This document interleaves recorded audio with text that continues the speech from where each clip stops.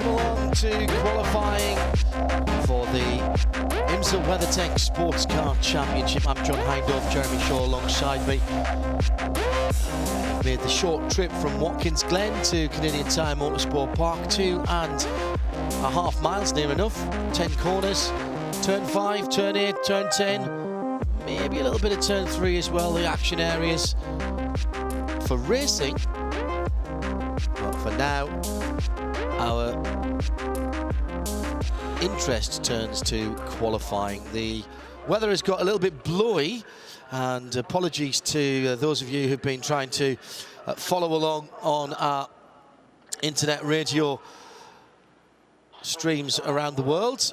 Thanks to Johnny Palmer back in London for getting us back up and running. Still struggling with some connectivity and power issues here in Canadian Tire Motorsport Park. Not just here, it is an issue around quite a large area of Ontario on the eastern seaboard of Canada, but thanks to our colleagues down at the TV compound who still have power, and the wonders of satellite broadcasting, we are still being able to come to you, belt and, if you will, braces there. And also thanks to Ron Fellows and his crew here at the circuit, Miles Brandt, all chipping in to make sure that there is some power in the control building in our broadcast centre here overlooking the start-finish line.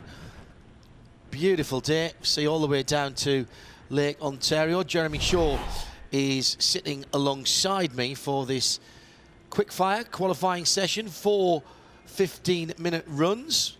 And we do like this. We do like this setup and the format of qualifying, Jeremy. Absolutely nothing needs to be changed here. Basically, put some fuel in the car, bang a new set of tyres on, you've got 15 minutes, there's the circuit, go out and go as fast as you can. That seems pretty simple to me. I don't need to learn any special rules. That's exactly right. So you yeah, maybe 10 or 15 minutes, whatever your choice. Yep. Do what lap time you can. Whoever qualifies the car has to start it. The other sort of significant rule is you have to start the race on the same set of tyres with which you qualify. And if there are any changes there, if you decide to change your starting drive for the race, you go to the back of the grid. If you have to change more than one tyre, so if you have an off maybe and you flat spot some tyres, you can change up to one and no more without being relegated to the back. So with a track such as this at Canadian Tire Motorsport Park, it's not easy to pass here in race conditions, mainly because the cars are so closely matched. So qualifying has a little bit extra significance than some of the tracks we race on. And so we're going to see a lot of effort put into qualifying here this afternoon. It's been difficult because really, John, they've only had the one dry practice session, and that was this morning. GT Daytona, GTD up first. This is the class for street-based cars, allowed to do quite a bit of modification on this. Obviously, all the safety equipment goes onto it. The green flag flies, and we head out. Shea Adam is our Continental Tire pit lane reporter. It's getting very, very warm in our broadcast booth with lack of power for the ubiquitous air conditioning. However, in the pit lane, it's cooling off quite a lot. Now that I've taken my fire suit off, I can actually feel just how windy it is. The flags are blowing at full attention as the 48 Madison Snow goes out in the Lamborghini. It's really overcast all of a sudden, not expecting any rain, but there is no sunshine on the track. The track temp is dropping. We need to keep an eye on that because the GTLM contenders certainly are. And this GTD session, the only wild card in terms of our qualifier, because everybody else is pretty much status quo. We've got Patrick Lindsay in the 73, as we'd expect, Ben Keating in the 33, Christina Nielsen in the 63. The only one that we always wonder about is the 23. Which of their 2 silver drivers is going to qualify today? It falls to Alex Riberas, his first time ever at the track, and they're giving him qualifying duties.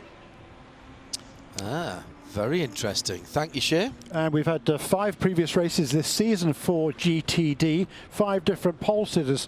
Round 1, it was Norbert Siedler. Round 2, it was Jeff Siegel. Round 3 at Mazda Raceway, Alex Riberas, who's qualifying that number 23 car now. Round 4 in Detroit was Brian Sellers, and last time out, it was Mario Farnbacher in that same number 23 car. So that one car on pole for 2 different races, but always with different drivers. So I think it's going to be very, very tight here this afternoon. We saw in the practice sessions how tight it's been. We've had 3 practice sessions. In 2 of them, it was Andy Lally who was quickest. The third one this morning, it was Andrew Davies who set the best time. So Audi is really looking strong here once again, as they were 1 week ago. Andy Lally hasn't done many laps because he's just done a few laps, then handed the car over to John Potter. And I think maybe Andy would be the favourite. It's IMSA Radio live from Canadian Tire Motorsport Park. Hello there, 90.7 around the circuit, around the world via the RSL network, IMSA.com, sound and vision together. We're underway for the first of 4 qualifying sessions, 15 minutes each. GT Daytona, the street-based GT category, out on the circuit. And already a decent amount of cars have headed out. Shea Adam is our pit lane reporter. Jeremy Shaw is alongside me. I'm John Hindhaugh. And I think there's a few cars here, Jeremy, that want to get out and put a banker lap in early on, just in case there's any changing conditions. Yeah, there's certainly plenty of clouds around. I was just talking about Magnus Racing being a favourite here, except for the fact, of course, that John Potter will qualify the car this afternoon. So John certainly isn't as quick as Andy. I would expect, therefore, the 2 Stevenson cars, either of the Stevenson Audis, watching one of them right here. This is the car number 9, which I believe Matt Bell is qualifying. Yes, indeed. And the other car driven by Andrew Davis in this session. So watch out for those 2 Stevenson Audis. Alex Rebras, well, he's quick wherever he goes, so don't count him out either. Yes, and we know from experience back down through the years, and indeed from what we've seen in the races already this weekend, that even if you have a quicker car here at Canadian Tire Motorsport Park, it can be difficult, very difficult, to make clean passes. So track position at the start of the race does stand for something here, particularly in the shorter race that we have this weekend. So we have 4 or 6 hour race, then you've got half a chance to use a bit of tricky strategy or find someone making mistakes. The 48 car on the exit to turn 1, just grounding out there, everybody running very, very low at the ground, and Matt Bell in the number 9 just drifting the Audi round the final corner, but no hint of a lift on the throttle pedal there. That was pretty well controlled. It was effective too. 1 minute 18.9 for Matt Bell. No, I lie, 1:20.9 for Matt Bell, because Alex Rebras has just done 18.9 in car number 23. So it is that Porsche at the top of the pile at the moment. As we saw, number 48 car Madison Snow really hanging out that Paul Miller Racing Lamborghini. Yeah, Madison coming up through the Porsche Cup ranks. Porsche's not here this weekend. We've had many great races though from Porsches on the IMSA package in the past. Madison, a multiple champion in various classes in that Porsche category, has made the transition to the IMSA SportsCar Championship very nicely indeed, and has been given qualifying duties here and will start the race. Qualifying driver to start the race, tyres 3 of 4 to start the race before you have to start taking penalties. You can elect, of course, to change your driver at the start of the race. You can elect to change your tyres as well if there was a good reason for it, but you would give up your qualifying position and go to the back of your section of the grid. 23 comes across the line now. Another one of the immaculately prepared Porsches from Alex Job Racing. Good to see Alex Job and Porsche in the same sentence again. And Rebras does improve on that lap. 18.3 now. Wow. For that car number 23. Here comes the Viper. That will be Ben Keating taking the qualifying duties. Goes 6th quickest with a 1:19.8. Qualifying record here for GTD goes back a couple of years, Jeremy. They weren't here last year, and so they were in a very different configuration. Although there were some sort of GT3s, they were more sort of like GT3 in a bit, because they weren't using the full aero kit for GT3, so we'd expect to see the time beaten here. Indeed so. Jerome Blekemolen set the pole time here in 2014, the 1:19.0. Thanks, Scott. Already we've got 1, 2, 3, 4, 5 cars underneath that. 44 Audi with John Potter at the wheel, just coming out of the turn 5 complex. 1 or 2 ago, the 22 Porsche, with Cooper McNeil and John Potter not taking the normally ascribed line through the Moss Complex and riding right up onto what is now paved tarmac there. Not troubling the apex there. No. Hello, Apex. This is Mr. Potter. Mr. Potter, this is the Apex. I'll introduce you as you don't seem to be getting close enough together. Not quite acquainted properly yet. Improvement also there for Andrew Davis in car number 6 for Stevenson Motorsports, goes second quickest at 1:18.7. Spencer Pompelli it is, who's qualifying in number 16 car for Change Racing, goes third fastest. Boy, he hasn't had much rest. Mind you, both he and Corey Lewis, who will share this Pertamina Change Racing Lamborghini, they both have just completed the Continental Tire Sports Car Challenge race just, less than half an hour ago. And of course it was Spencer Pompelli that came away with a second place finish there, supposed to win 1 week ago, but no... great driving by Pompelli as he letting the number 6 Audi go through. That has got Andrew Davis behind the wheel. That's the red liveried version of the Audi team. The blue one, it's exactly the same livery, except that is in blue, and that's the number 9. Through goes the 48 red, black and chrome. That is the Madison Snow-driven Paul Miller Racing Lamborghini. Languishing down in 9th position. I would have expected more from that car. Good effort again by Brett Curtis, in car number 96 for Turner Motorsport in the BMW M6 GT3, goes third quickest, 18.679. Just gone quicker again in the final sector as Alex Ribras improves his time overall to 1:18.2. Already was fastest. Purple in sector 3, fastest of all. 15 GTDs entered. Oh, another rather unorthodox line there by Alex Riberas, kicking up the dust as he was well out onto the runoff area. Only 6 minutes to go, already under halfway, and this is why we love these 15-minute sessions.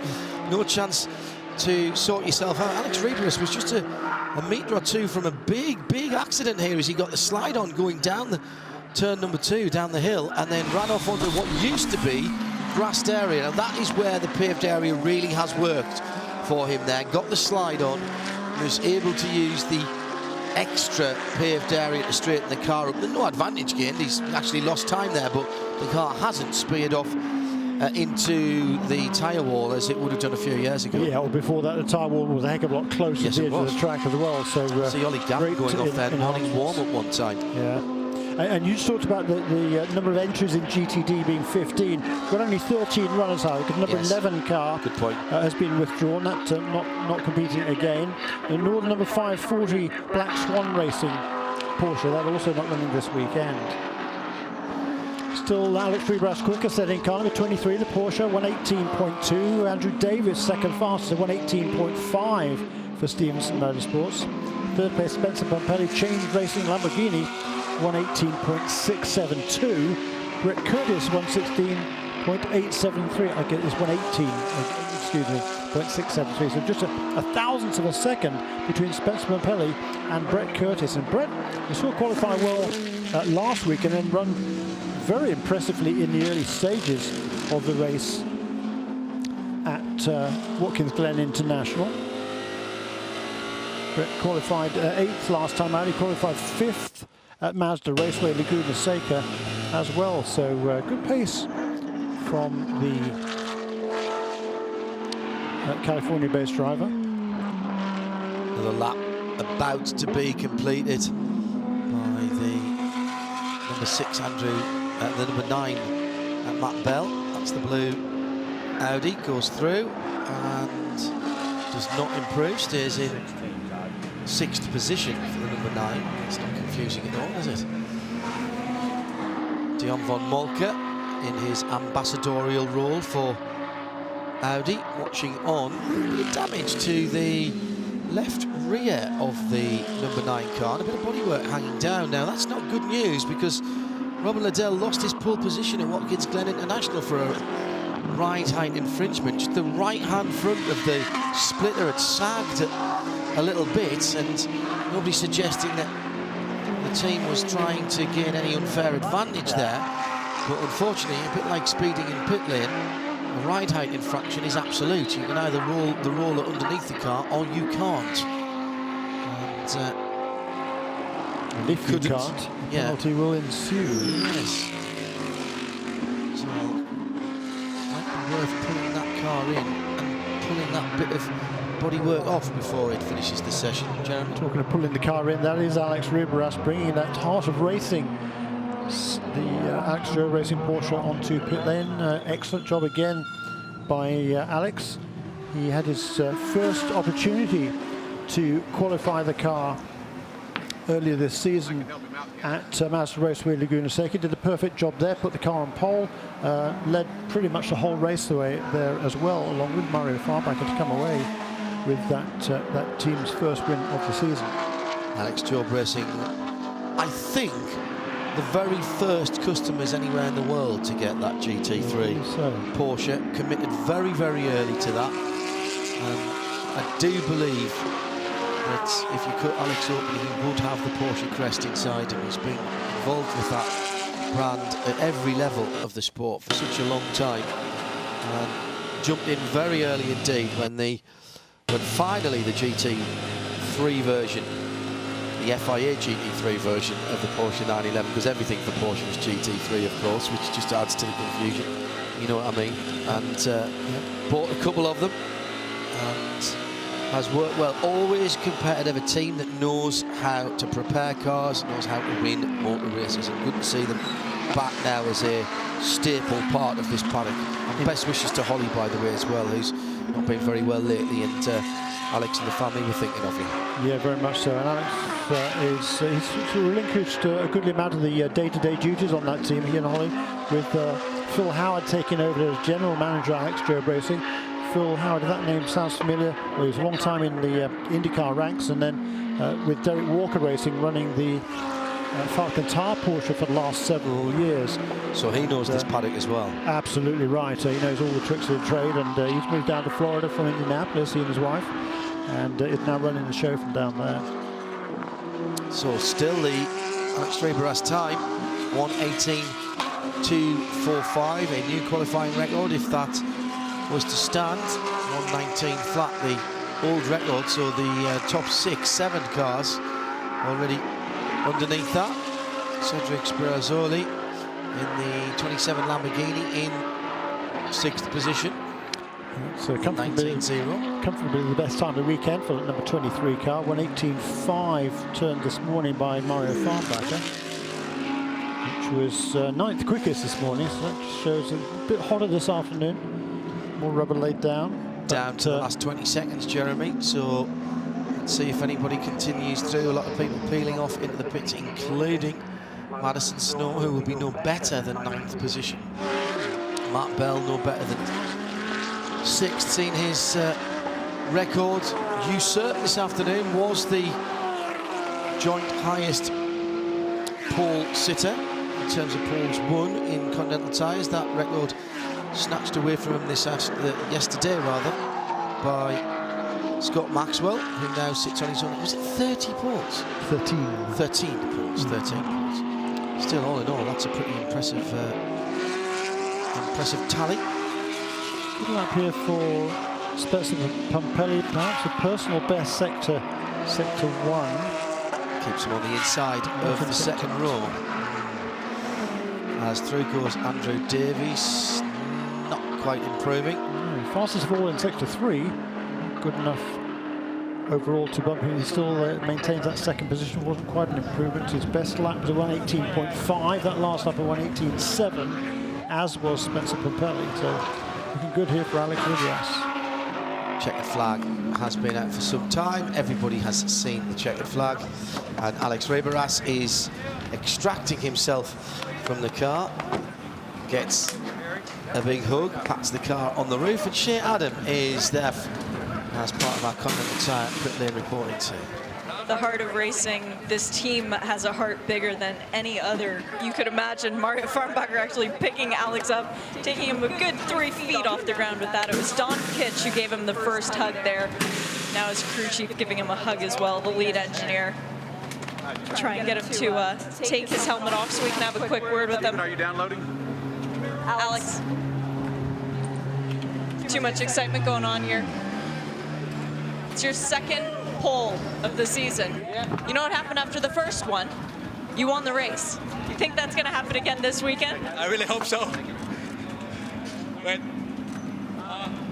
yeah, I mean, I guess I really like this IMSA qualifying, to be honest, because yeah, it's my second one and second time on pole, and yeah, I mean, what can I say? Fantastic job by the team, and car felt fantastic out there. Well, I have to admit we were struggling all weekend, and finally today we had some proper run on practice 3 without any rain, and we got the car where we wanted.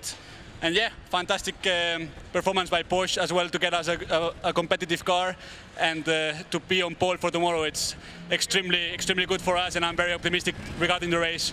It's a very difficult track, Canadian Tire Motorsport Park. It's your first time here. Does it remind you of any of the tracks that you've run in Europe, or is it just completely different? Yeah, I mean, definitely we were struggling as well, because I couldn't drive properly in this track, because yesterday I barely got any track time, and this track is extremely challenging. So I was struggling a lot to perform and where I should. And luckily today we worked hard with Super Mario back in the track, where the magic happens, and I got everything together. I got a clean lap today, and yeah, I guess I like the track now. Lightning strikes twice for the 23. Keep an eye on him for the race. And this is the youngest driver pairing in the entire field, just 22 years of age. Alex Ribras from Barcelona in Spain. Was a factory Porsche driver for a while, but no longer. Not quite sure why, because he's shown the talent since he got over here. He's 22-year-old. His teammate there, Mario Feinbacher, just 24. But these two got a lot of Porsche experience, and boy, they are both fast. They've got great attitudes. It's a great mix there for that Spirit of Seattle team. And good to see the youngsters coming through. Again, we've said this before, but often sports car endurance racing, GT, seen as the preserve of older drivers, or drivers who are coming towards the end of it. It's something to do when you stop doing your proper career, somebody told me once. And I raised an eyebrow then. In fairness, that was about 5 or 6 years ago, maybe a little bit longer. I don't think you can say that now. I think it is a genuine career path. And in some ways, with the way that the sport is developing, and certainly with the factory interest in not just the big prototypes, but right the way through the GT classes. Yeah. We've said this before, Jeremy, if you're a factory driver for Aston Martin or Porsche or Ford or whoever, Corvette, you are operating at the very, very highest levels of motorsport. Yeah, I mean, you know, Alex was part of that young driver program for a year or two, and learned an awful lot while he was there at Porsche. And it's great. I think he's a super young man. It's great to see him having this opportunity to drive with Alex Stewart Racing over here. I mean, he loves the atmosphere over here, loves the atmosphere within the team, and he's just the right sort of character that's going to thrive over here. And it's certainly good to see. It's great for the sport, I think, to see youngsters like that with a bit of personality as well. Without exception, drivers who come over from the cauldron of motor racing in Europe and racing the IMSA paddock, whether it was 15, 16 years ago when I first started coming over here, or now, they have their eyes opened in 2 ways, in 3 ways actually. Number one, the competitive nature of every single class and every single race they go to. It's every bit on a par, and in some cases higher than what they've seen in Europe. The second thing is the racetracks. The racetracks are challenging. Drivers can make a difference, particularly somewhere like this, and that is something that the best drivers love. They want to feel as though their inputs are making a difference. And the third thing, and often the most surprising thing, is the atmosphere in the paddock. Because whilst the guys are daggers drawn out on the track, there's a great social atmosphere. Eating down at Marion's, all the teams mingling together, a lot of faces. Oh, I didn't realise you worked here. Oh, hang on, this guy was my engineer in F3. Yeah. That if all the time that happens here, and then you go back and you're sitting in an airline lounge or sitting next to somebody on a plane. I never thought it was going to be as fantastic. I need to come back, and this is really enjoyable motor racing where people are having extremely competitive racing, but they're enjoying themselves doing it. Yeah, I mean, it's been that way. I've been over here 30 years, and a lot of people have been here longer than me. who are involved in racing, and it's the same sort of reasons that brought him here. I was just chatting yesterday with Richard Bradley, who made his North American debut last week, well, not North American debut, but first time in the IMSA WeatherTech SportsCar Championship with Watkins Glen driving for the Starworks Motorsport team. He was saying exactly the same thing, how much fun it is over here, how he's loving the track. I mean, he'd only been to Watkins Glen at that stage. Now he's been here as well to Canadian Tire Motorsport Park, and yeah, he's absolutely on a high. And it is that whole atmosphere about racing here in the States. You know, we haven't lost the fun element, which I feel when I go back to Europe, it's not the same over there. And you know, right from the very first time I came over here at Portland, well, I was here before, but when I came over here for the Portland IndyCar race in 1984, and I walk into the hotel. And there's all the mechanics there from all the IndyCar teams are all there. All mingling together. Well, yeah, yes, number one, which I didn't do, of course, in Formula 1 in those days. And there was also at least a half a dozen Formula 3 mechanics that I'd known for years in Europe were in there as well. I wondered where you went, and you, and all sorts of guys. And I blame all those guys, right, I really do, and Andy Wallace, James Weaver, for coming over here, finding out how good it was, and then not telling anybody. They kept it to themselves. For years, well, it was the case. People would believe him. Yeah, well, that's probably true. Shea, who's going to be qualifying in GTLM? Well, starting at pit in, we find the 62 Risa Competizione. That's Giancarlo Fisichella behind the wheel, that one. Then the 911, Patrick Pile behind the wheel, so our GTLM Championship defender. 912, birthday boy Earl Bamber gets to drive that one around. Next up, we find the BMWs. The number 100 will be Lucas Luhr behind the wheel. He's got a couple of wins here. Well, a couple more than a couple, actually. 25, Bill Oberlin, another one who knows this track really well. Then continuing our little stroll up the pit lane, the 66 is Dirk Mueller, Le Mans winner, Dirk Mueller, I should say now. 67, Richard Westbrook. Oh yeah, and the Le Mans winning car. Thank you, John. Very good point. So no pressure there. 67, Richard Westbrook behind the wheel. The 67 winner of the last two GTLM rounds. They're struggling a bit this weekend. We'll see what they can do in qualifying. And of course, Corvette Racing. In the 3, it will be. Ooh, I just felt a drop of rain. In the 3, it'll be Antonio Garcia, and the 4, Ollie Gavin. So it's the G team going out for the General Motors organization. Love it. Thank you, Shea.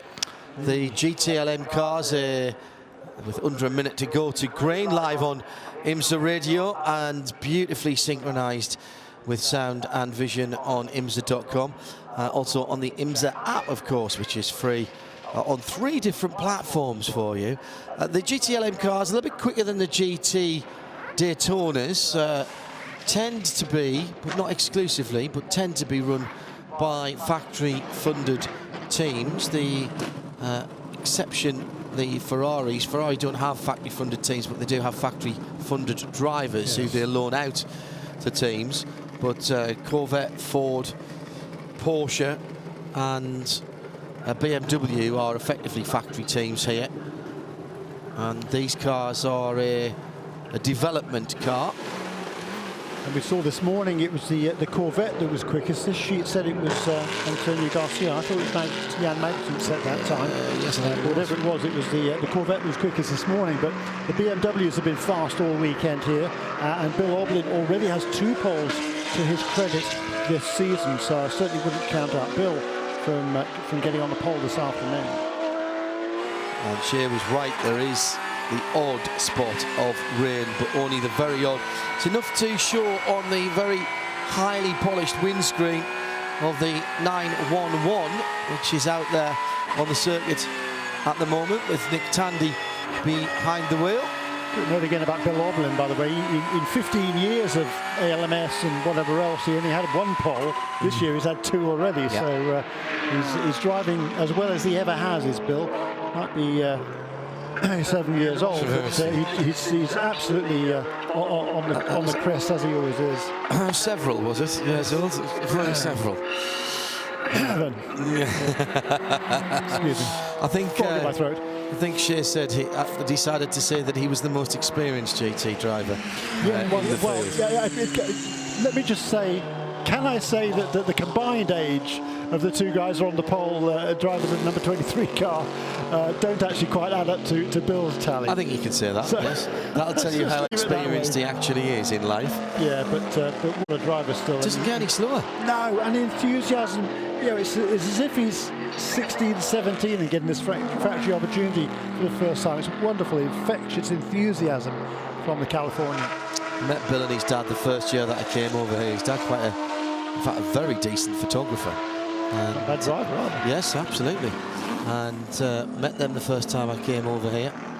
And he made a very great impression on me, not least for the fact that he drove 2 cars in the same race. One's a GT and one a prototype at Laguna Seca in a sports car race the first year that I was up. It's Nick Tandy in 911, by the way. Earl Bamber, I think we mentioned, in 912. The man celebrating his birthday, Shane. They tricked me, John.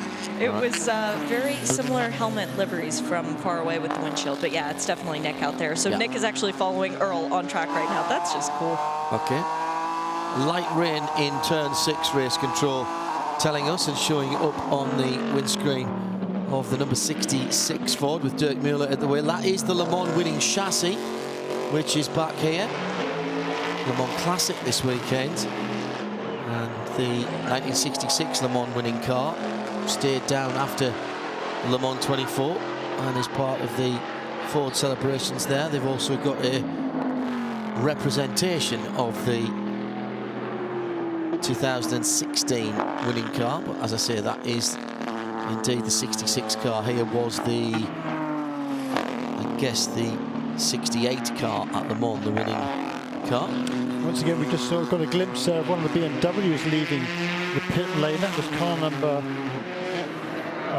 100, and now finally the number 25 car joins them as well. So we often see that, don't we? We see the BMWs going out maybe a lap or 2 after everybody else.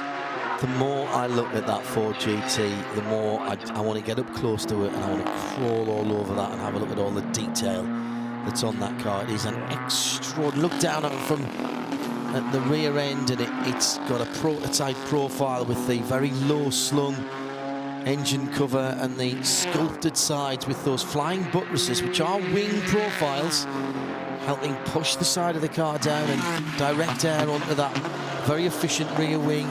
There are vortex generators within the rear light clusters to spin the exiting air out from underneath the rear wheel arches. It is a brilliantly designed piece of kit. Yes, it's a work of That's art. just a bit you can see. Yeah, well, quite. And look, if you see the tail section off the car, just in the paddock there, it's really tricky little piece, including the rear wing.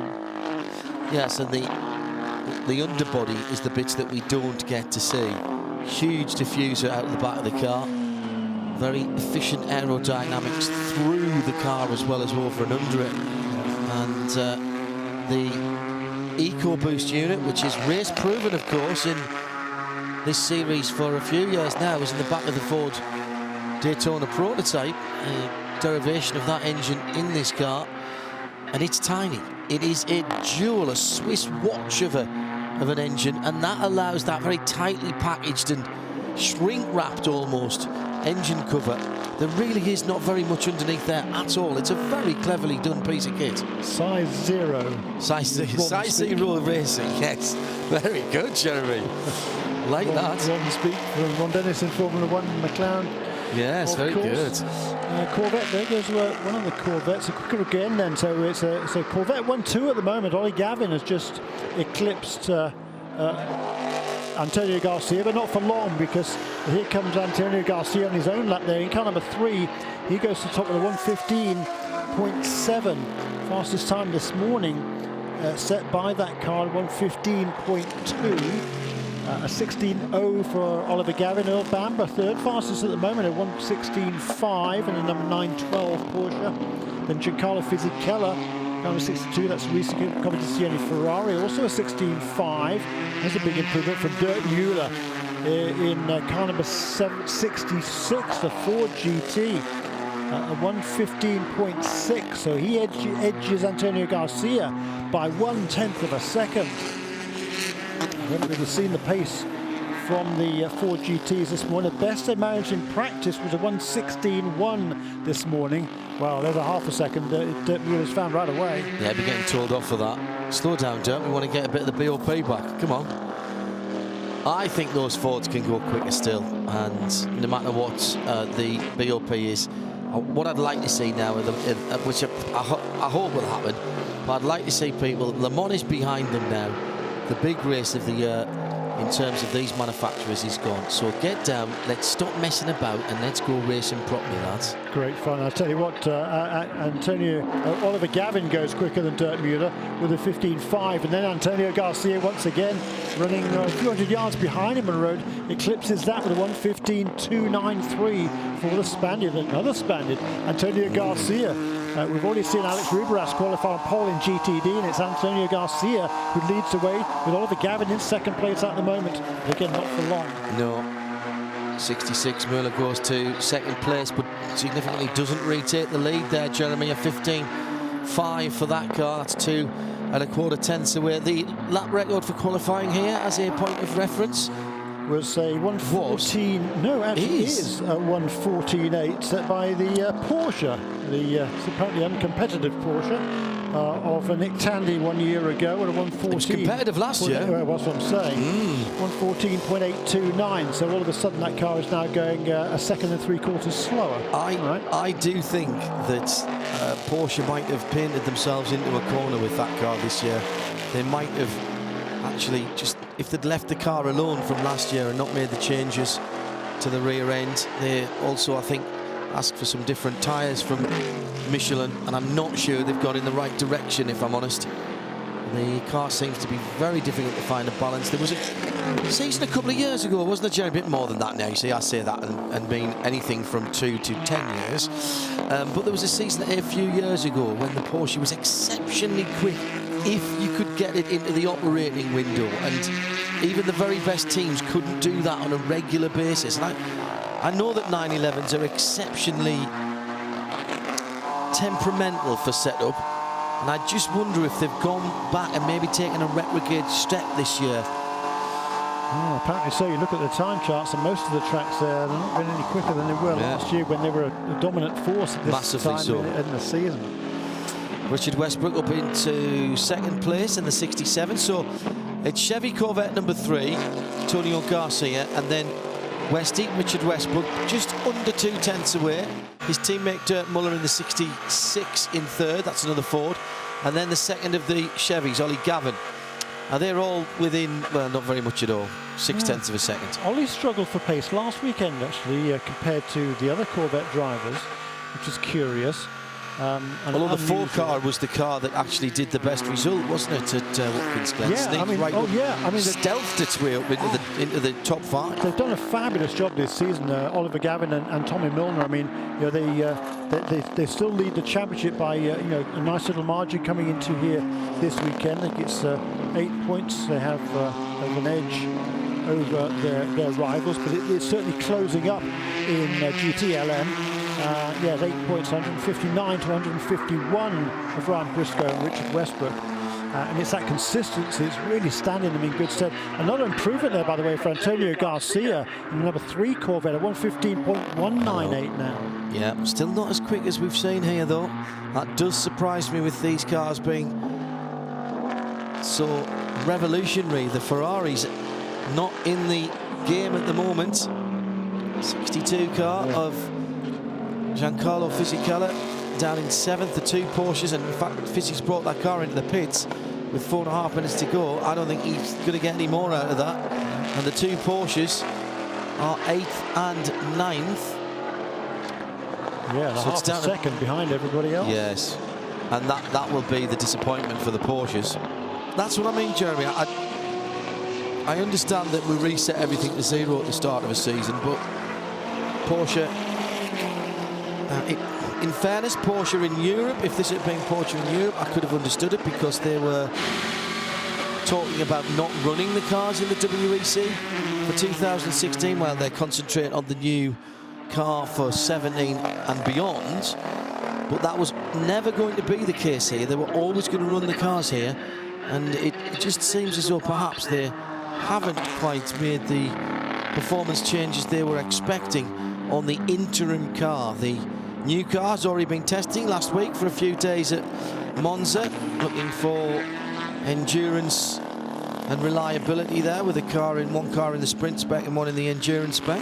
You see that number 2 in the LED display on the side of that car, number 66, Dirk Müller. Still second place, but he did improve last time around at 1:15.236, so within 0.038 of a second of the provisional pole set by Antonio Garcia, who brings his car onto pit lane. That is car number, was that number 4 onto pit lane? No, I think it was, they're both on pit lane now. And Lucas Muir also improved last time around to in car number 100 for BMW. Watching him now at the last corner. Across the start finish line, he improves again to a 15.446 for BMW. Third position for him. Bamba has just gone through in the 912 Porsche. The thing that I would worry about a lot if I was Porsche is I've been watching those cars a lot. I've got a Porsche, I'm a bit of a Porsche-phile. It is a beautiful, beautiful racing car. I've had a good look around them. They are very well thought out, very well designed. You look at them on the track, it's not as if they look horrible on the track, Jeremy. It's not as if you could say, oh, they've got no grip there. Oh, no, that's pushing horribly there. Oh, look how it's bouncing through that corner. They actually look pretty good. And that's what would worry me if I was Porsche, that the car looks like it's got a decent balance. The drivers haven't forgotten how to drive. We've still got some of the best GT drivers in the world in that squad, including last year's champion in class. And yet they're just not getting the pace out of that car. That suggests to me something more fundamental than perhaps just trying to get the right setup as Earl Bamber comes through to the end of the lap. And in fact, he's got his teammate Nick Tandy not that far behind him. Here they come. Do they improve? Earl does a 16.2, and that's his best lap. He doesn't move better than 8th position where he already is. Nick Tandy does a 16.4. That's close to his best, but no improvement. Lucas Luhr turned the 1:15.5, which is a tenth away from his fastest time. Looks like he might have lifted off as well. But saying that the number 3 team think that they've done their job. Magnussen out to congratulate Antonio Garcia as he got out of the car. Improvement from Westy, car number 67. Richard Westbrook, 4th fastest though, so it's a 1:15.4. So 1:15.1 for Antonio Garcia, 1:15.2 for Dirk Müller in the Ford. Then the BMW Lucas Luhr, 1:15.4. And then the second of the Fords also 1:15.4. And then on 1:15.5 are both Bill Oblin in car number 25 and Oliver Gavin in number 4, the Corvette. Here comes Earl Bamber through the complex of 8, 9, and now through the short straight section into the right-hander right in front of Jeremy and I in the broadcast centre here. He will have one more lap if he wants it. Did he improve? He did not, 16.2, but he's getting there. How much has he taken out of his Michelin tyres? Cars still on track include Richard Westbrook in the 67 Ford, Lucas Luhr in the number 100 BMW, and now Nick Tandy has peeled into the pit lane, so it is just the 912 Porsche, the 67 Ford, and the... Oh no, that's it. Yeah, just the 2 of them now. So the 100 must have come in. In fact, no, the 100's seen the checkered flag and doesn't improve. So no better than 3rd position in the inside of row 2 for the number 100. At the moment, it's 3 Chevy Corvette from 66 Ford, and Richard Westbrook, the only man who can affect that, sitting in 4th position in the moment at the moment in the first part of the circuit. Oh, and he's done a personal best. Don't write the headline yet. Richard Westbrook still with half a chance here out on the circuit. Earl Bamber, I think, will peel into the pits this time around. There'll be no improvement from 8th and 9th for the 2 Works Porsches, and another crushing qualifying session for Porsche on the Mario Andretti straight, coming to the end of the 2nd split area. The checkpoint is just before he turns in. It's not bad, it's not his best, but he could ease his way onto the front row here. He's staying out. He must have a decent delta on the timing screen in the car. Through the final corner, here comes Richard Westbrook now across the line, and he is at 1:15.430, the fastest sector 3 of anybody. As he came through there, he bounces up to the inside of row 2, swaps places with Lucas Löhr, but it's confirmed that Antonio Garcia takes pole position for the Corvettes. Shea Adam. It was a dry session today. Yesterday in the wet, Antonio Garcia proved to be very effective around this track, but now you finally have another pole. It's been way too long, and it's been too long since you've won here.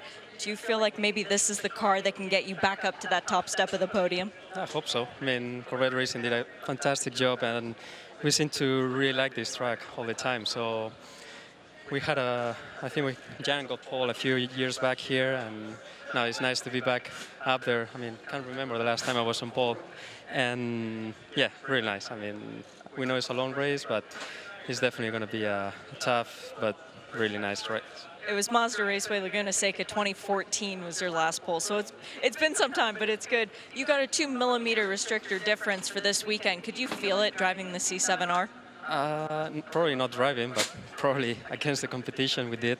And yeah, I mean, it's nice to be up there, and I mean, we'll still be super close on pole, and luckily we can't forget Le Mans and all those bad races we had this year. So I hope like we deserve to be up there fighting for the winning, and this is a very good starting point. The sister car has 2 wins on the season. I think it's your turn, Antonio. Thank you. 2 Spaniards so far, 2 for 2 for Spain. And Antonio Garcia adds a pole position to his resume. First time in a couple of years. Yet 2mm on each of the 2 intake restrictors, Jeremy. It sounds tiny margins. It is tiny margins. But it is about how much air the cars can get in. If you've got a bit more air, you can burn a bit more fuel, make a bit more power, and therefore go a little quicker. And also what's happened to the other cars in the class as well, in fairness. Yeah, but look at it here now. We've got the Corvette on pole, then we've got the Ford 2nd and 3rd, the BMW's 4th and 5th, then the other Chevy, and then the Ferrari of Fisichella in 7th place. Covering that lot, a tick over half a second.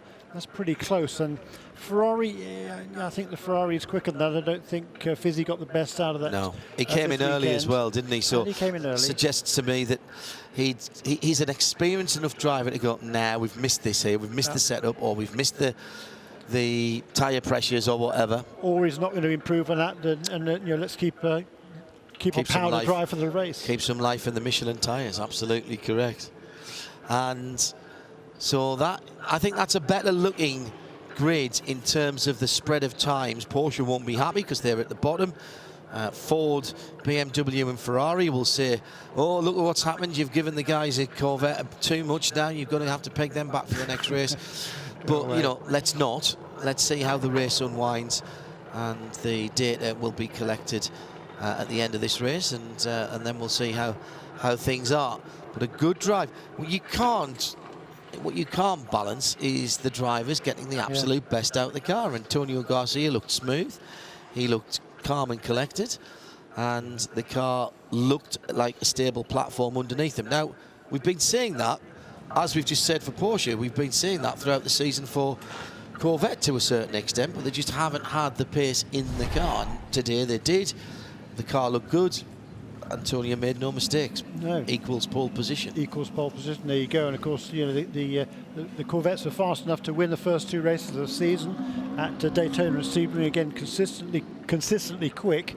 Certainly, you know, they had to work hard for those 2 wins. And as a result of that, they're still leading the Drivers' Championship with Oliver Gavin and Tommy Milner. Also still leading the Teams' Championship and the manufacturers as well by 7 points over Porsche. So interesting, isn't it, that Porsche is still in 2nd place, despite the fact they've been struggling these last 2 races. Right, let's move on to the Prototype Challenge cars. This is a spec series. Spec engines, spec tyres, spec chassis.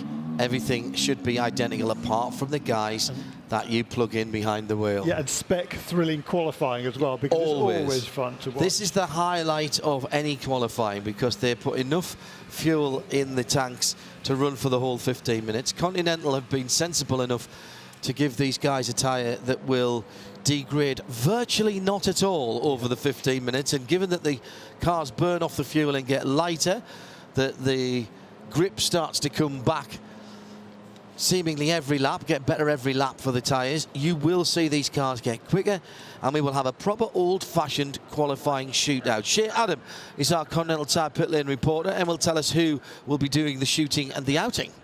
Alex Popoff in the 8 and Mark Vame in the 88. We're starting a pit out this time. Then we go to the 52. It should be Robert Alon behind the wheel. 85, I believe, was Misha Goikberg from the helmet color. James French in the 38.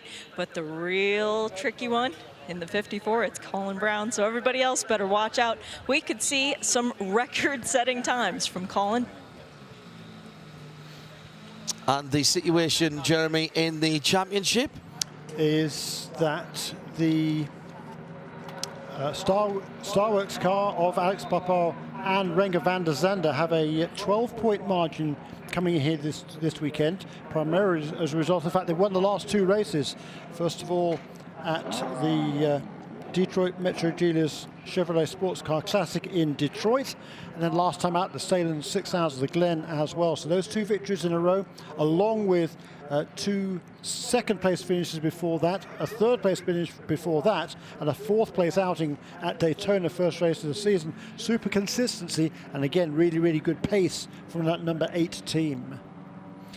The guy who qualified in here last year, though, is James French. He's going to be qualifying that Performance Tech car again this afternoon. He's going to be fast. This should be a pretty good qualifying session, but certainly Colin Brown would have to be the red-hot favourite here. Yeah, very experienced. These cars getting up towards 155, 160 miles an hour around here. Top speeds of the cars, as we were reporting earlier on, not all that different in fairness. I think we had, did you say it was 170 from the Delta Wing this morning? I think it was. Yeah, a bit over 170, yeah. Going down to the GTDs and the GTLMs at about 160, 155, 160. We're not talking about a huge spread there, are we? No, we're not. We're not indeed. There is James French clambering aboard that car. He had a bit of a change of outing last week at well, a couple of weeks ago, I guess now, at Road America. He drove an Indy Lights car for the first time. Gave a good account of himself there too. Finished comfortably in the top 10 at Road America. Went very well there. But Colin Brown, there he is, aboard that number 54 car for Core Autosport. He's had 4 poles previously in IMSA WeatherTech Sports Car Championship competition, and then prior to that, in the old IMSA days, he had 7 poles, or the ALMS days, I should say, 7 poles in 22 starts. So he is we know Colin Brown is fast, and he'll relish this opportunity to qualify here at Canadian Tire Motorsport Park. Super Simpson is aboard the number 85 car. It's interesting, rather than Misha Goikberg. There's a team in the GDC Miller Motorsports car, the bright yellow number 85. They led the points up until a couple of rounds ago, after winning at Daytona, winning also on the streets of Long Beach. Just waiting here for that moment to go for the beginning of this qualifying session for the PC cars.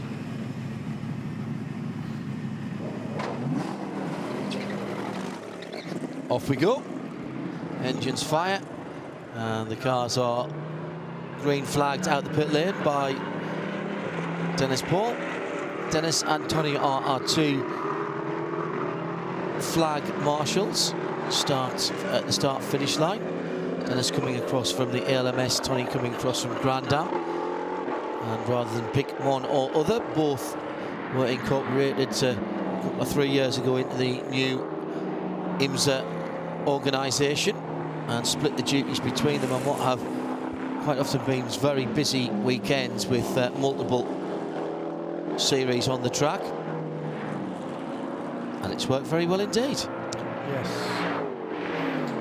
There's Robert Alon, I think, aboard the number 52 car for Wouldn't bet against him, would you?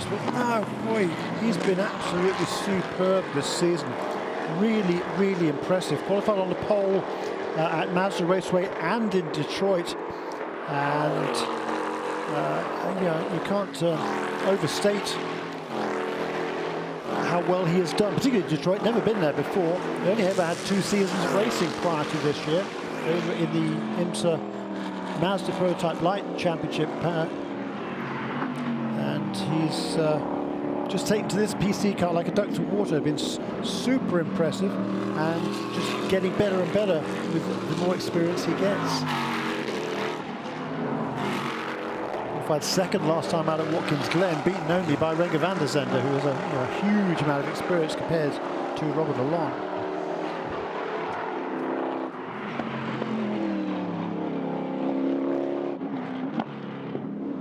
Actually, Robert's another guy celebrating a birthday this weekend. His birthday tomorrow, Richard Westbrook. 6 he will be, from Encino, California, Robert Alon. That car number 52.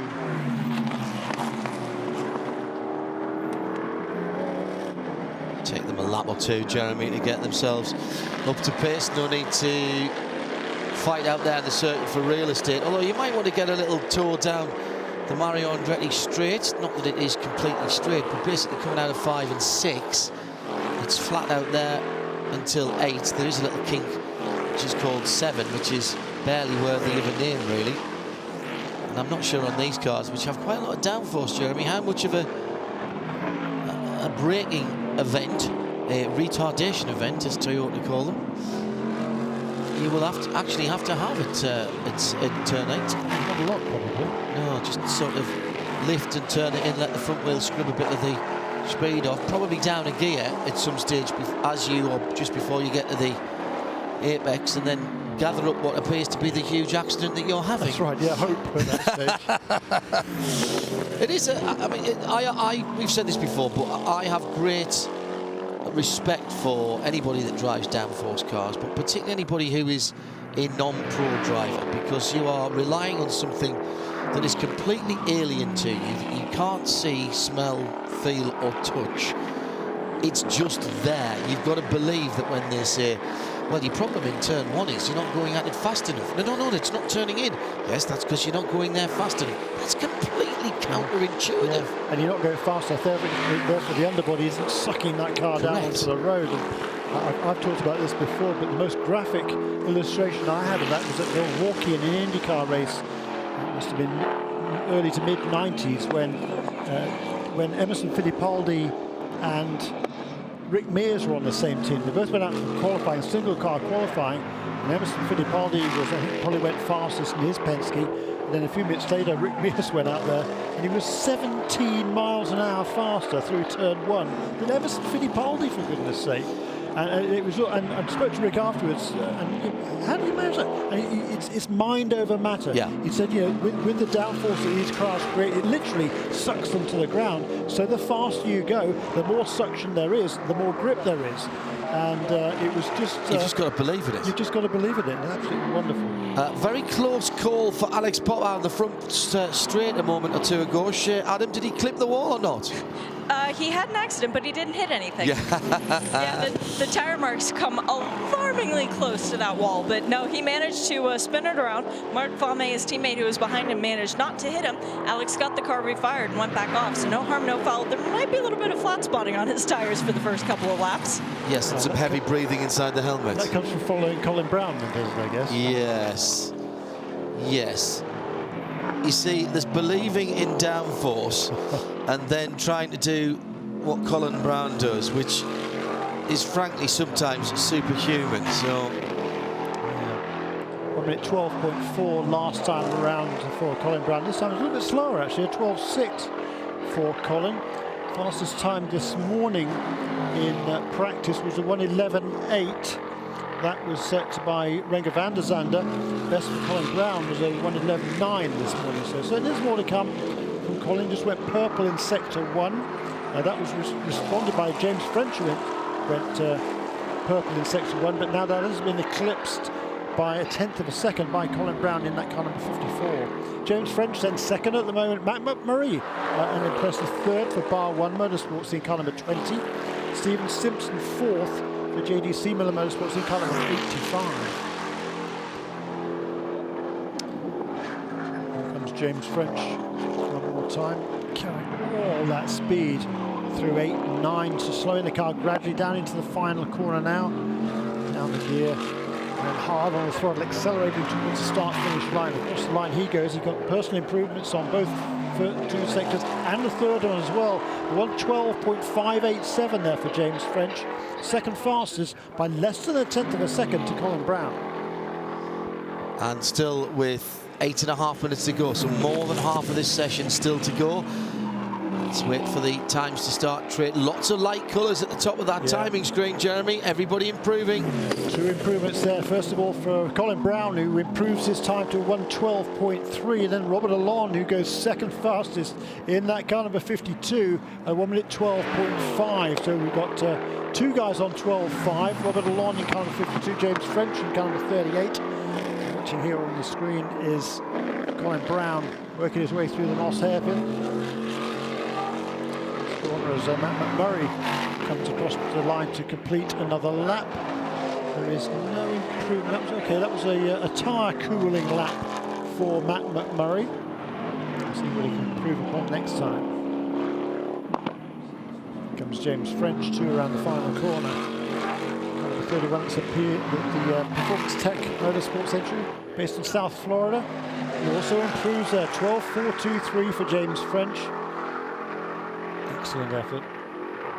Here comes Robert Alon too, super smooth into that final corner for car number 52.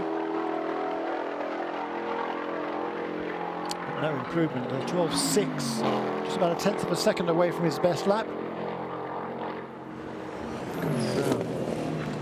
12.241 it was last time around, but better again.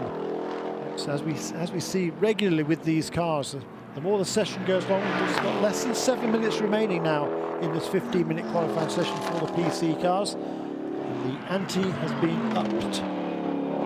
Improvement for Stephen Simpson in car number 85, but it's only a 13.2. That's a full second away from Colin Brown. Still waiting for this to explode. I still get the feeling there's more here from everybody.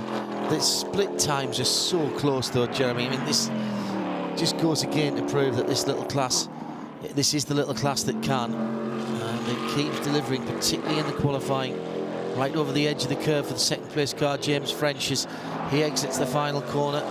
1:12.5, so just over 1/10 slower than he's been. 1:12.241, the best time so far by Colin Brown. He doesn't better that this time around. Matt McMurray on a really good lap, purple in sector 1. That's the quickest time of anybody through sector 1. And Matt McMurray holds the track record here in qualifying in the IMSA Mazda Prototype Light Championship presented by Cooper Tires. He set that record last year in those cars. He's got another good lap going here, but again it's Colin Brown who responds immediately and goes 1/10 quicker in that first sector. Stephen Simpson improves his time into the 12s at 1:12.695 for car number 85. Here comes Matt McMurray out of the final corner, twitching that car over the curb. Does he improve? He does, but he's dropped to 5th because he wasn't able to match that time set by Stephen Simpson, and I think it was in the middle sector that Stephen Simpson made up his time. It's identical second sector times for James French and Colin Brown. Again, an improvement there for James French. He's across the line one more time. A 12.373 for car number 38. Down into the 11s for Colin Brown in car number 54 for Core Autosport. 1:11.946. The track record here in PC was actually set by Colin Brown back in 2012. Slightly different configurations then. Slightly different tyres certainly. That was a 1:10.6 and 11.9 now. Last year's pole was a 12.6 by James French.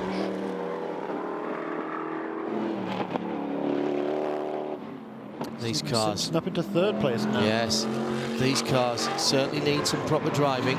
We talked about downforce, and these are a full downforce car.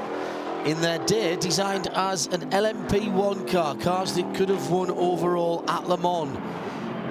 And very little has been done to the design. It does show you just how quickly things have moved on in 10, 12 years. This is a design that goes back, has its roots in the Courage. Bought by Orica when Courage encountered financial difficulties. Came as part of the package, the intellectual property. Ended up as an Orica, and then the Formula Le Mans car, as it was called in those days. Never really took off in Europe. 4th position still then for Robert Lalonde. Yeah, but did improve on that 1:12.505 against the 1:12.500 for Simpson and the 1:12.542 for Matt McMurray. Super close there between those 3 cars. James French, he's done a 12.3. Colin Brown out in front at the moment with 11.9, but just a purple sector again there for Matt McMurray in sector 1. He's absolutely nailed those first few corners. Sector 1 leads from the start-finish line all the way to the kind of crest of the hill in turn 3, so 2.5 fast sweeping corners there. And Matt McMurray really showing his paces there. He does improve, and he does move ahead of Stephen Simpson on this lap to a 1:12.471. You've got to think the drivers love this, to go out with a new set of Continental tyres, just enough fuel to do 16.5 minutes, and a remit from the team to basically drive the wheels on but don't crash it. And Colin Brown is relishing this opportunity. 1:11.9 for him, 1:12.3 for James French. 4/10's actually quite a big difference here around this distance of circuit. I thought it might have been a bit tighter than that, if I'm honest. Yeah, but it's not finished yet. No, and Colin's got a massive amount of experience in these cars, of course, hasn't he? Certainly more than anybody else, actually more than anybody else combined, probably, in these cars. And we know what a talent he is in any case. Just gone purple in sector 1, has Colin Brown. So even though he's got the fastest time, he's not lifting off yet. More improvements there for both Stephen Simpson and Matt McMurray. They're both down into 12.4s now. That bumps Robert Lalonde down into the 5th position. But again, super close. Managed to keep out of each other's way, not trip over each other. The prototype challenge cars, front end of the spoiler pretty much on the ground for Colin Brown as he comes around in front of us, turns in, gets on the power nice and early, has to work the steering wheel. Oh, big slide! That would have cost him a 10th or 2. He was on a decent lap there, had to lift off though. Had to lift off there. You could see he didn't want to, just got a bit of a wiggle on. He caught it but dropped the left rear Continental onto the curb. And a huge sideways moment, brilliantly caught. He's coming out the corner, just catches the inside curb, Jeremy. He's all right until he runs out the curb. But that woke him up. That was a big old wobble there, wasn't it, on the exit curbing coming off for the final corner. It was still a 12.206 for Colin Brown. It's still quicker than anybody else has managed. Another brilliant lap from Colin Brown. Another good lap also from Stephen Simpson, who improves one more time to 12.448 now. Matt McMurray at 12.471. Robert Lalonde didn't quite improve, a 12.8 that time around. Great fun. Time ticking away now, just 15 seconds left on the clock. And that is, there is number 38 car, James French. He's given up the ghost. He's coming on to pit lane. Brown is coming around the corner. Will he have time for one more lap? Might no, checkered flags out. No, did he get through? No, he did get the checkered flag. Just came up, but came up after the checkered flag symbol did. Must have been jolly close. So he's out there. Robert Lalonde is he has taken a checkered flag. A 12.509 for Robert. His best was a 12.505. There's Alex Poppel, Ian Carnbrake, followed by Stephen Simpson in car number 85 across the line. Poppel's best is a 13.1, which he does on that last lap. But still 6th fastest only for the Venezuelan, the former champion in this class. So Colin Brown is now shown as not having taken the checkered flag. I thought he'd just about beaten it, but I don't know whether he's a really good sector time through sector 1. Let's see what sector 2 is. That's not bad either. No improvements, however, for Colin Brown. So he's just doing this for pride. Here he comes through the final corner. In a turn. A lot smoother. He used the curb, but a lot smoother. 11.998 for Colin Brown. Wow, really underscoring there. So he's done 3 laps quicker than anybody else.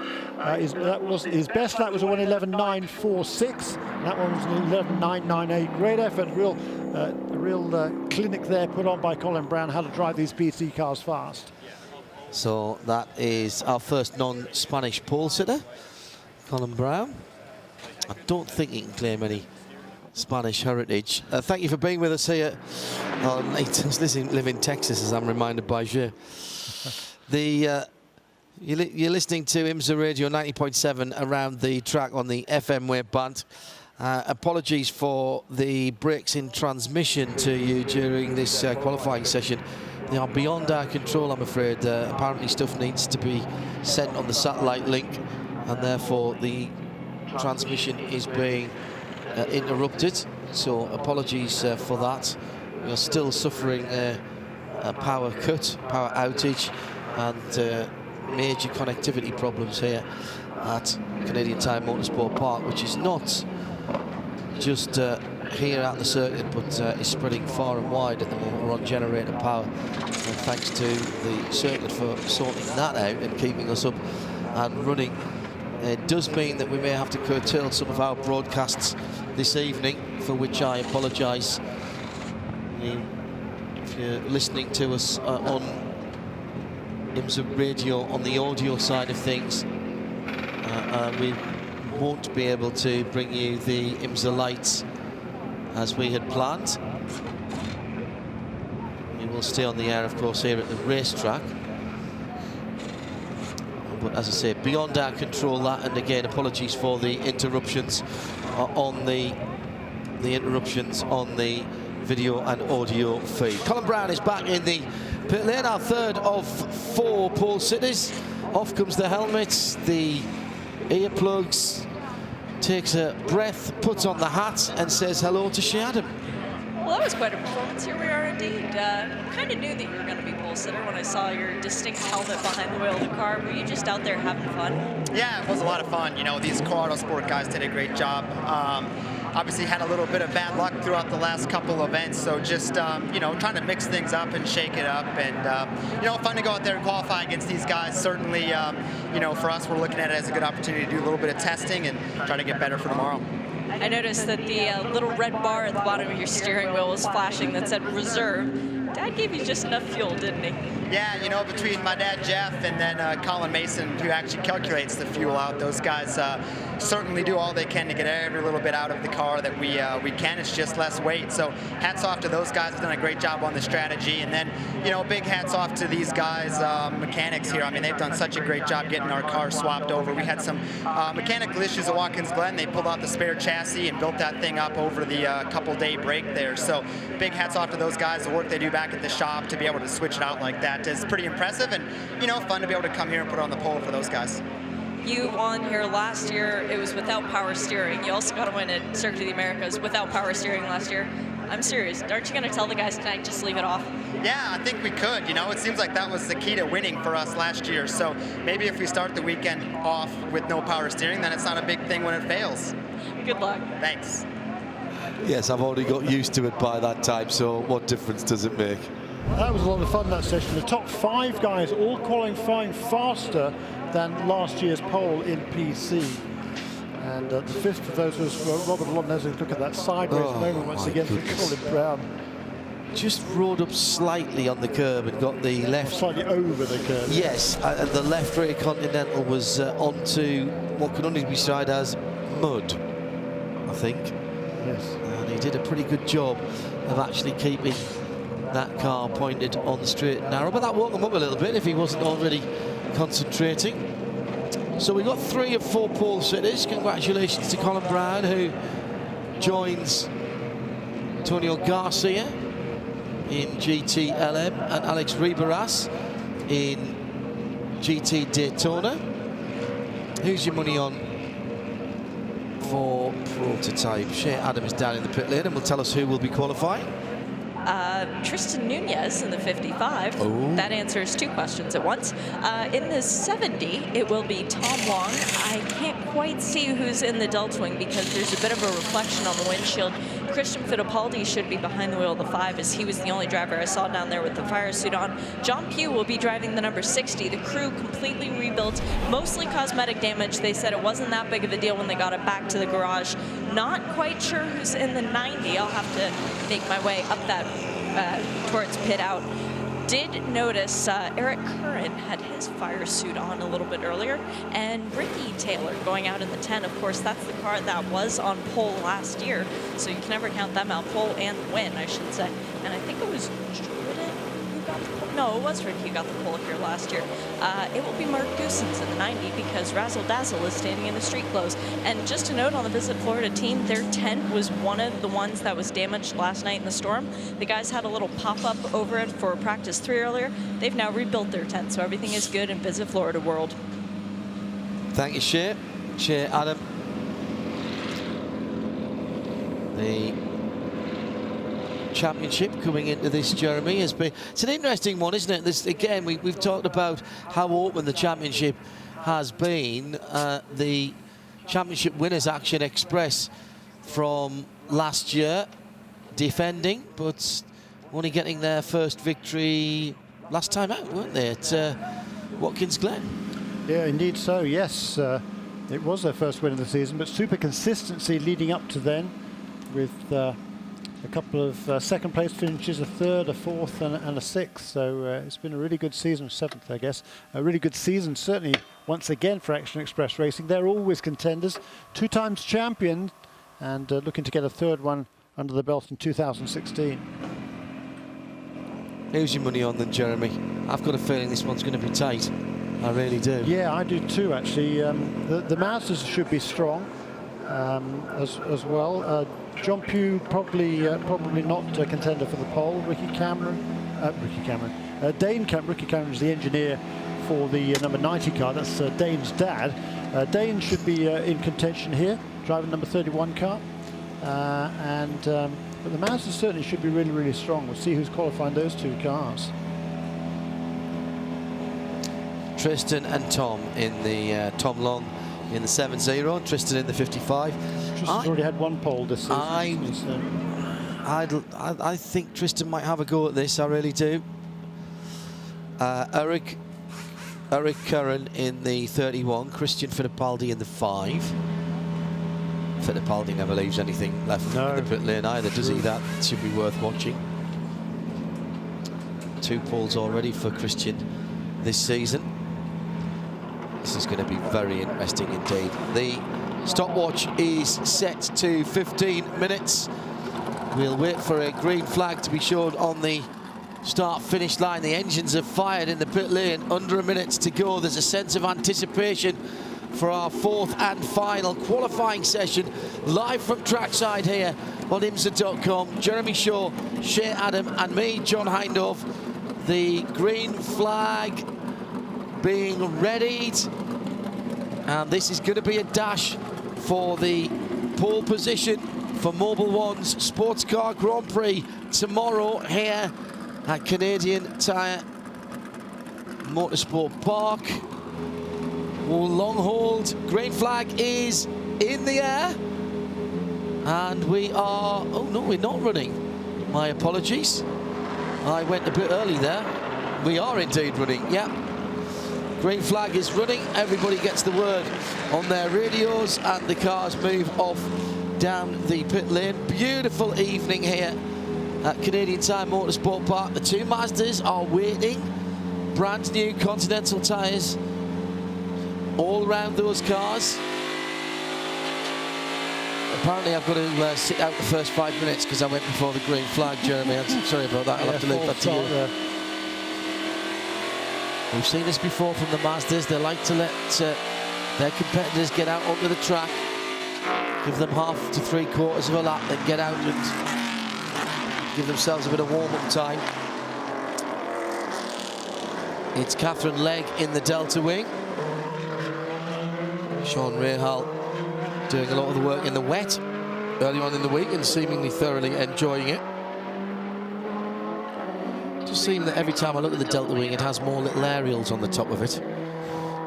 looking like more and more like a small porcupine. It doesn't have quite as many appendages on the front. No, and I'm glad to see those have disappeared, because ultimately they shouldn't have been necessary with the underbody design. I think they've gone back to a more pure iteration of the concept, and I think it looks better for that.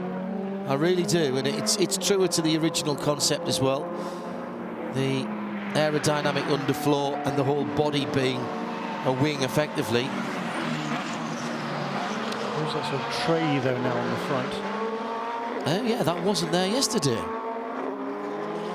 That absolutely wasn't there yesterday, was it, when the rain was out there? I don't remember seeing it, certainly. No, well, you made a comment about it, and you were absolutely right. Well, it is black in colour, isn't it, which makes it difficult to see.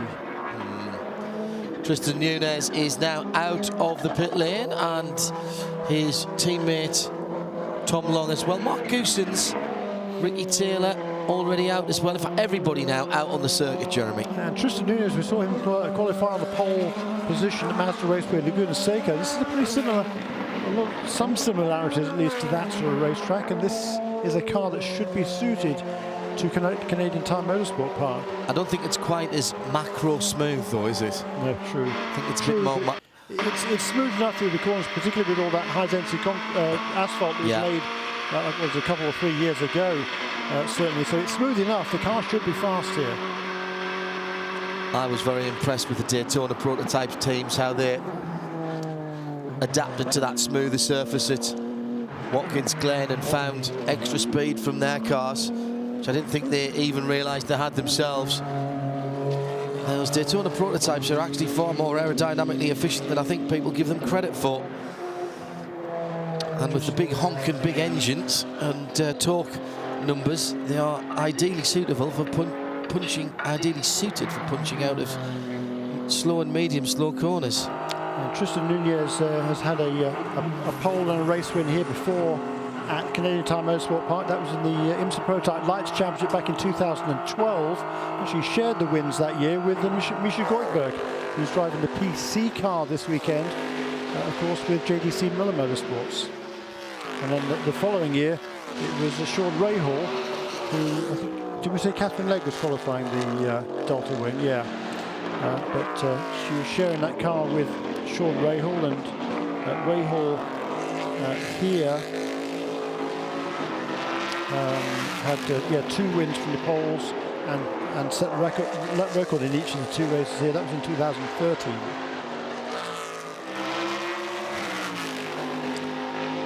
So first lap's completed then for the prototypes. There's flying laps at least. Ricky Taylor to the top there in car number 10 for Wayne Taylor Racing, 1:11.3. The fastest time we've seen so far this weekend was set this morning by Oz Negri, 1:10.5. And his time matched to the 2,000ths of a second by Jonathan Bomberito with a car number 55. So it won't be neither of those 2 guys will be qualifying this afternoon. But John Pugh at the wheel of Michael Shank Racing, car number 60. He had it off this morning. The team worked very, very hard since then to repair it, get it out for John Pugh to qualify. Tristan Nunez does go to the top now on his 3rd lap. 1:10.057 for Tristan Nunez. Great effort by the youngster in car number 55.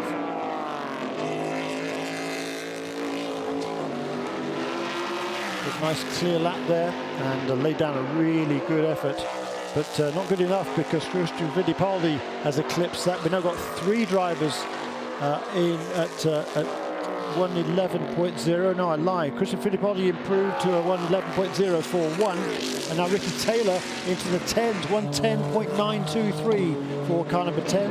Wayne Taylor Racing. That's a Dallara Corvette DP. Number 10 fastest at the moment, Ricky Taylor. Number 5, Christian Fittipaldi in 2nd place. Number 55, Tristan Nunez in 3rd. 4th place, Eric Curran in car number 31. 1:11.4. So the top 4 cars all covered by less than half a second. Here comes Tristan Nunez carrying good speed through these last couple of corners. Accelerates out of turn 10 across the line. He was 3rd, and he's now to the top. A 1:10.126. for Tristan Nunez, far and away the quickest lap of the weekend so far. and that is it's still a ways away from a track record that was set a couple of years ago by Gustavo Jackermann in the IMSA WeatherTech SportsCar Championship. And the fastest lap of the race last year was a 10.2 by Ozzy Negri in the Michael Shank Racing entry. But it's Tristan Nunez fastest now by about 0.3 of a second over Ricky Taylor. It does improve to a 1:10.4, which is Fittipaldi in third place.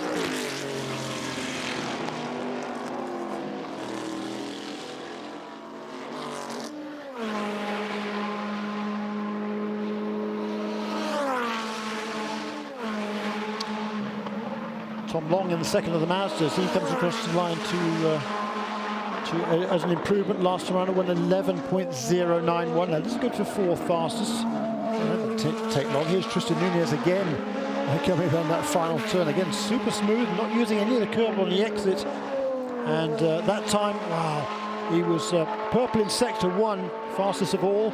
An improvement in sector 2 on his previous best, but lost just a little bit of time in sector 3, and a 10.136 that time around for Tristan Nunez, a 10.126 on the previous lap, so 2 really good laps for the youngster in car number 55. Just 20 years of age now is Tristan Nunez. A third place finish at Detroit, and that's the best for this Mazda prototype team. Mark Goosden's currently languishing down in the 6th position in the visitflorida.com Coyote Corvette. His best a 1:11.5. 7 minutes left. We're halfway through. Jeremy, Nunez, Taylor, Long, Fittipaldi, Curran and Mark Goosden's. Mark, that there's a little bit out of kilter at the moment in that number 90 Chevy prototype. Good understeer in the middle of the corner for Tristan Nunez. Front wheels scrabbling for grip. What's the time here? A little bit slower again. 1:10.5 that time for Tristan Nunez. And the qualifying record is?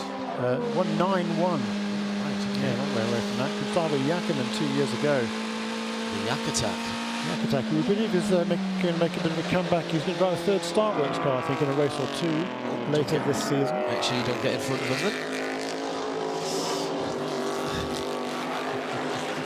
It'll be the one with the snowplow on the front. Tom Long improves a little bit. He comes to 70. That's the second of the Mazda prototypes. 1:10.7.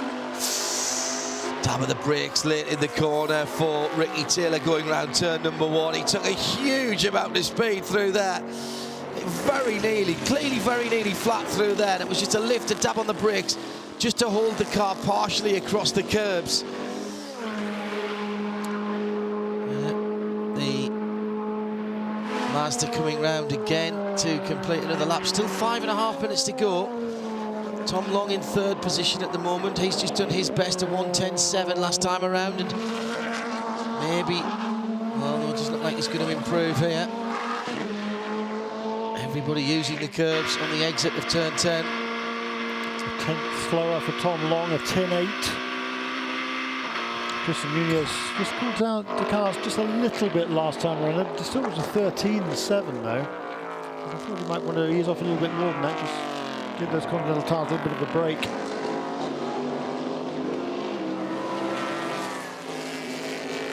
Ricky Taylor brings the second place car onto pit lane. 5 minutes remaining in the session. That'll be, I think, over for them, Jeremy. Unless they're just going to bleed a bit of air and send him straight out. He's going to have to be quick, though. Shea Adam is down at the Wayne Taylor Racing pit area. Pink number 2 on the side of the car as it comes to a halt, Shea. They have the air jack out, and they have shut the engine off. I don't think Ricky's going back out. I think that's all she wrote for the 10 car. That leaves all eyes on the 5. Belts are off. Ricky's getting out. Okay, so no better than second there. And now John Doonan on the Mazda pit wall will be biting his nails. Here comes Tristan Nunez. Do you give him one more go? Oh, big squirrely slide coming out of the final corner. That won't help his lap time for the lap he'd finished. It was a 1:10.3. Yeah. My goodness, that was quick though. Yes, it was. So that's the top 2 times that Tristan's got, and he's having a go at it. Down through 2, up towards 3 now. Positions the car on the left-hand side of the road. Turns in across that dark stripe. Christian Fittipaldi out there as well, putting a good lap together here. It's his best at the moment. Will it jump him up to through the times? It will take him to 3rd position. He pushes the second Mazda down to 4th. Yeah, it was another good lap for Tom Long last time around. It was only a 10th away from his previous best, but this lap for Christian Fittipaldi a little bit better than that. It was 10.761 for Fittipaldi, plays against a 1:10.768 for Tom Long, but Tom Long is still on a hot lap again on his next go around. What can we do this time? Will it be good enough for a front row? Will we have an all Mazda front row, Jeremy? That would be something for John Doonan to be very happy about. John, such an enthusiast for this sport, and again, Mazda through and through.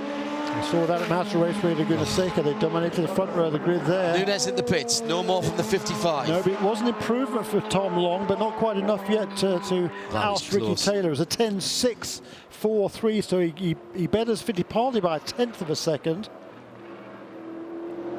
He needs to find another 1/10 and a half, doesn't he? Yeah, 2/10. That's all you're looking at. So, you know, that is fractions of a second per corner that we talk. If there's 10 corners here, you need to find 2/10. Work it out yourself. It's not a lot.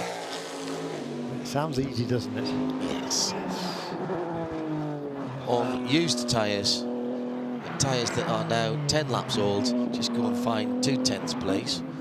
Here is Pugh, his best lap so far is a 12.5, so that's behind most of the PC cars. That's more like it. There, yeah. Good job by John Pugh. 11.7 for John Pugh. just 7/10 of an improvement there. Yeah, stout effort. That moves him ahead of all the PC cars.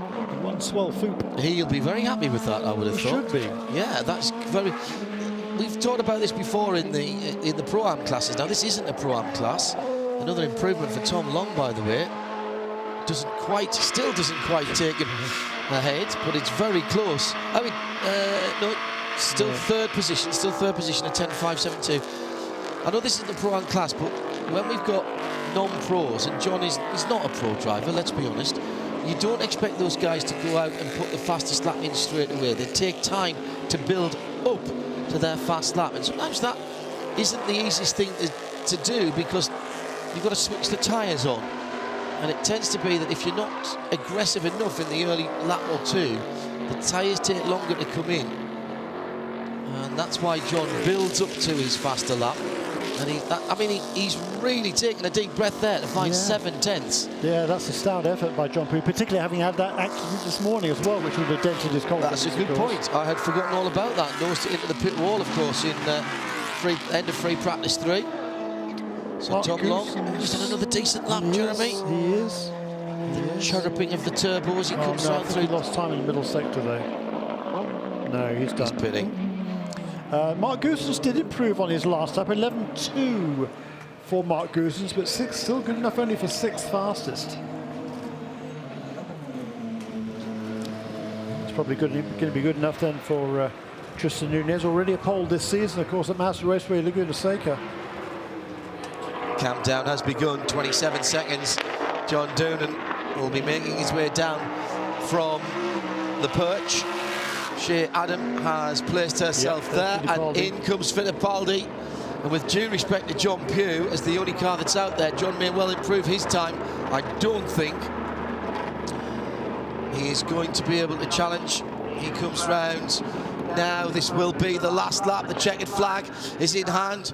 John Pugh comes through. Didn't look like he was really on it there, John, as he came through and does not improve.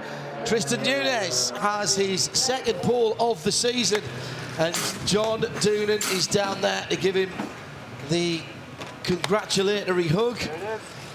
The team are there, and of course our Continental Tire pit lane reporter Shea Adam is right on the scene. Shea? Tristan, you didn't want to take your eyes off that flag stand. You wanted to wait until the last possible second to confirm that it was you on pole. It's twice this season now. It's a repeat of Mazda Raceway Laguna Seca. You're going to do a little bit better than you did there, though, and maybe find your way up to the top step of the podium?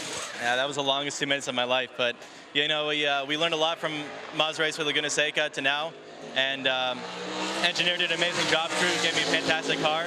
So, you know, we're starting in the front row for this race, and we just got to run away with it. And, you know, I got Jonathan behind me, so I think we got a really good shot at this one. I feel like this one is ours. Yeah. Do you think it was the lucky livery that maybe helped you out there? I'd say so. We were pretty close at Watkins Glen with this livery, so I think this is our good luck charm. Good luck in the race. Thank you. John Doonan is there as well, Shea. I wonder if you can have a quick word with him. I'd just like to know what kind of development program is continuing with that car as we go through the season. They swapped back to the gasoline engine, did a lot of work at the back end of last year. But is that car still being developed? Did you hear that question, John? Hindhoff was asking you, how is the car still being developed? You guys switched from the diesel to the gasoline engine. Obviously, whatever you're doing is working. Well, we've known when we come to these natural terrain circuits that are nice and smooth and flowing and a lot of high-speed corners, this package comes alive. It did it at Mazda Raceway, certainly did it at Watkins Glen, and we see it here today. But tomorrow's payday, and this whole entire program, everybody at Mazda Motorsports, everybody at corporate, has been praying that one of these days it's our day, and we sure hope that that's tomorrow. Do you come here expecting to get a victory now? Everybody in this program is coming here to win, and we've improved our finishing position at most every single race, and we were certainly on par at the 6-hour last weekend for a good finish. And again, I hope tomorrow here north of the border at beautiful Canadian Tire Motorsport Park, it's our day. That in itself, though, that you guys come to tracks now expecting to win, that shows the development of this program over the last few years. It's been a long journey, 3.5, 4 years of continuously trying, challenging ourselves to be better. And again, just can't thank the crew for all the effort that they've put in. All of our drivers have spent so much time reviewing data and spending time with our technical partner Multimatic on the simulator trying to improve this thing. And I'd like to say we're there. We're knocking on the door, and I hope we can kick it in tomorrow. Well, John Hindhoff asked if he could have a CX-9 over in the UK, please. He wants one of those so badly. Well, at 620, he could strap himself in one of our battery tender MX-5 Cup cars. Well, I was going to say, you have a good day coming up still. You've got a pole, but you've got a guaranteed 1, 2, 3 in not one race, but 2 races later today. Yeah, prototype lights and then MX-5 Cup, which we're really excited about. Close to 40 cars and over 100 sold. So it's going to be a good Mazda day today, and hopefully it'll be a good day tomorrow. Even better one tomorrow. Thanks, John. Thanks, guys. Don't tempt me, Mr.